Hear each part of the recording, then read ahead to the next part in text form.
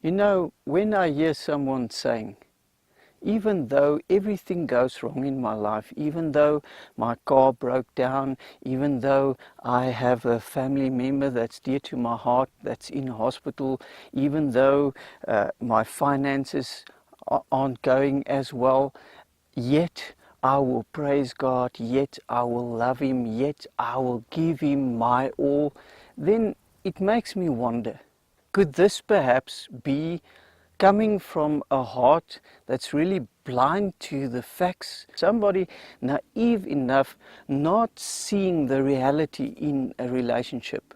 If you think of the word nevertheless, and you think of that verse that says, even though the fig tree shall not blossom and everything else goes wrong in my life, nevertheless will I trust in the Lord, nevertheless I will praise the God of my salvation.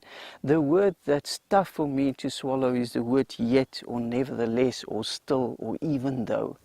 So let's think about this. The word nevertheless sounds like a stubborn decision against all facts. Think about that. You make a conscious decision to go against all facts, and you utter a word like nevertheless. Even though I'm unhappy in my heart, even though my heart is aching at the moment, you make that stubborn decision by saying, nevertheless, I will love you, God. I mean, I can say, what kind of cruel creator expect of us to be in a relationship with Him where it seems like when He's not doing His part, when He's not giving enough love, when He's not helping out in a situation, then He expects of us in this relationship with Him just to be satisfied by saying, even though everything goes wrong, yet nevertheless I will love you, Lord. What kind of heart thinks out that type of relationship? If you could ask God this question right now, if you could ask Him, God, can't you see the hurt in my heart every time I need to say, nevertheless? It's like you're not there for me even though I'm a child of God. Now I need to say, nevertheless, I will still love you. The hurt that I experience when I say nevertheless. God, what would you answer to that? Can't you see that hurt in my heart? I think God would say, my child, I know everything about the hurt of nevertheless. I am the God of nevertheless. I understand your heart. He will say, even though you're not always interested in what I have to say to you, my child, nevertheless or yet will I listen to your words and the words that comes out of your heart. Even though you cut me out of your life from time to time, nevertheless or yet I will love you and I'll be there for you every step of the way. Even though, my child, I can see that sometimes you love people and things more than me, nevertheless or yet will I still love you.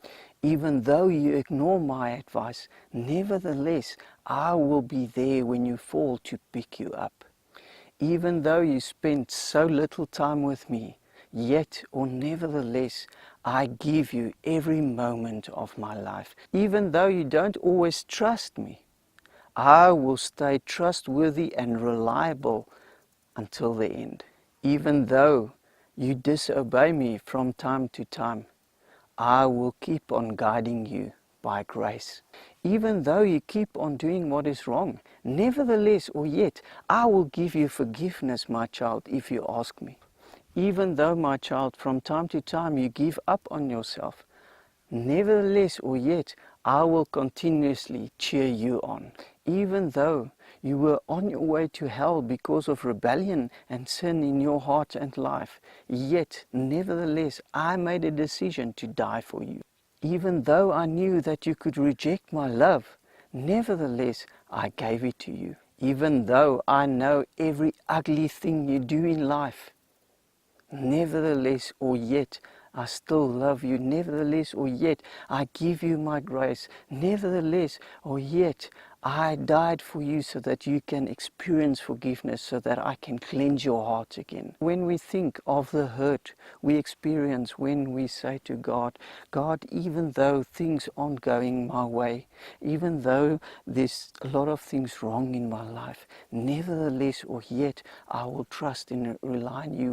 When we get to that point, we must also focus on the nevertheless God and the hurt that He experienced when He needs to say, even though you reject me, even though you sin, even though you do ugly things, even though you don't always listen to me, even though you don't trust me, nevertheless I will share my heart with you.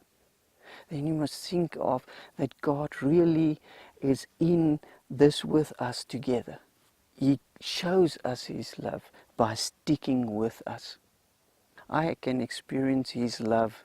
I can experience His grace. I can experience His forgiveness. He's there for me all the time, just because He made a decision to be the God of, even though things go wrong, nevertheless I will love you. Even though you're not doing what I expect of you to do, nevertheless I will love you. I'll be there for you.